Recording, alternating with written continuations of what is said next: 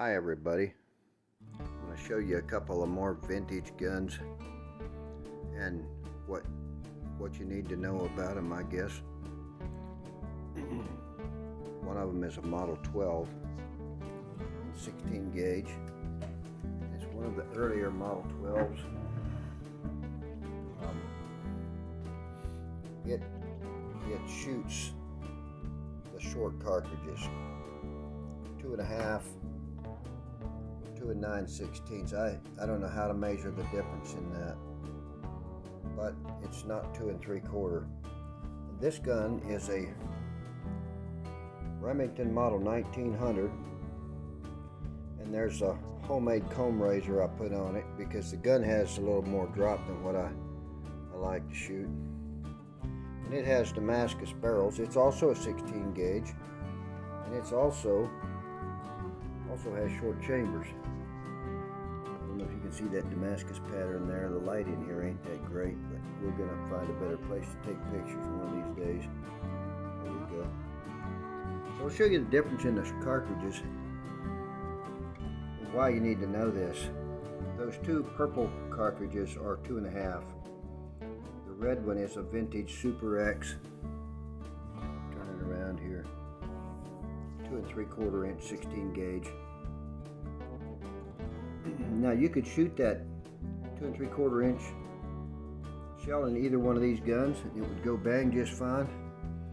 Problem is the forcing cones are too short and abrupt in these old guns. They were mostly made for roll crimp cartridges and fiber wads instead of plastic wads, and the chambers not being long enough, it causes the shell to open up. The petals of the shell will open up in the forcing cone instead of the actual chamber. So it's kind of hard on your gun. They don't shoot very well. They'll work, but I wouldn't recommend it. I get my 2.5 inch cartridges from RST, and these two old guns are certainly not collector guns. This is number 6 shot, and I also buy number 6 or 5 and 4 in bismuth. I shoot some ducks with these guns just so I can. Now this gun, when I got it at a pawn shop cheap, and it didn't have the barrel had been looked like cut on. Maybe it has a 26 inch barrel, but the end of the barrel wasn't straight and the bead was perched right on the end. So I bought this, what I think is an age appropriate cuts compensator, and put on it. And that's threaded on there. And that's actually an adjustable choke, but that's not why I put it on, because the gun shot fine, but it was just really ugly with that barrel hacked off at an angle. And yeah, it made the gun look even worse than it does. And here's what's odd about both of these guns. They both have really short stocks. Both of them have a 13.5 inch length of pull. And if you're like me, I'm probably a little bit overly worried about length of pull. My magic number is 14 1/4. But I shoot both of these guns really well. I'm surprised at times how well they shoot for me. I had to put this John's recoil pad on here to lengthen the stock out on this gun, or it would only been 12 inches. They've probably been cut down for a kid. But there's those two old girls. They're both way too beat up to be collector guns, and neither one of them are really even good candidates to restore. I'm just planning to use them, enjoy them the way they are. Think about all the old guys that have handled them and hunted with them, and all the hopes and dreams that went with them, and the stories untold. Now the Model 12 was the first wildly successful Winchester repeater.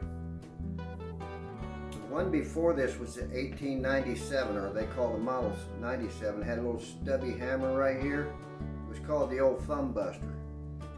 So when you would pump it, there was a top slide that would come back over your thumb right here, and it would cock the hammer. If you didn't really have your hand down here out of the way, it would take the hide off of your thumb. But any of you guys that have ever handled a Model 12, or if you ever do, Model 12, they turned these loose in 1912. That's why it's called a Model 12. You're going to be impressed with how the action, one of these that's had 1 million shells put through it, they're just as smooth as butter. And it's a really pleasing sound. Most Model 12s would be made for 2 3/4 inch ammo. So if you buy one of the really early ones, you need to have the chamber measured so you know what you have, because if it's got a 2.5 inch chamber like this gun, just know you can't just go to town and buy ammo for it. You're either going to have to reload for it, cut your shells down, or go someplace like RST in Pennsylvania, or some other place that manages to secure some 2.5 inch ammo, or will reload it for you. So that's just a word of warning for you. One of the things that's really sweet about the Model 12 is it's a takedown, and you can push this little button here, right there, slide that over, and you can turn the whole barrel and forend and pull it off. So you got the gun in 2 pieces if you want to stick it in a suitcase. The other thing I find really cool about these Model 12s is that little corn cob forend, they call that. What that's called. Now, how the Model 1900 came to be is the first hammerless Remington. When I say hammerless, I mean they don't have the outside hammers right here. The first hammerless Remington was in 1894. And when Remington made the 1894, they were hoping to compete with Parker and Fox in Model 21 in their making it nicer side by side, and they certainly did that. The 1894 is a nicer gun than this. They got a nice little dealy forend latch here. The whole gun is a little fancier. Some of them have some engraving. There are some nice little designs. They're a really nice gun. But what happened was Remington had created a gun that the average blue-collar guy that was packing a lunch pail to work couldn't afford. So they come out with the 1900 in 1900. And that's what this is, a very plain Jane little 16 gauge. This comb razor here, I made that out of a piece of leather down at my leather shop, just so the gun would fit me nicer. It shoots fantastic. 30-inch Damascus barrels.